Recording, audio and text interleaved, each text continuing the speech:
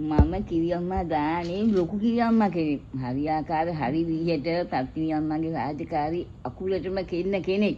එතනින් ගියාම පත්තිනි අම්මාට මම ගොඩාක්ම හරි කරුණාවෙන් මෛත්‍රියෙන් පත්තිනි අම්මාගේ වැඩ හරියාකාර හරි විදිහට සුද්ධ පවිත්‍ර ඇතුව ඒ දානමානෙට ඔක්කොම කරනවා. අනුන්ගේ කිරියම්ම දානකොට මම යනවා. අපේ කිරියම්ම දාන දිනවා අවුරුද්දෙන් අවුරුද්දට. ඒ වගේම මට දැන් කිසි දෙයක් කර කියා ගන්න බැරි වෙන මගේ මේ ඇහි රෝගය නිසා මේ ඇහැ පේන්නේ නැහැ.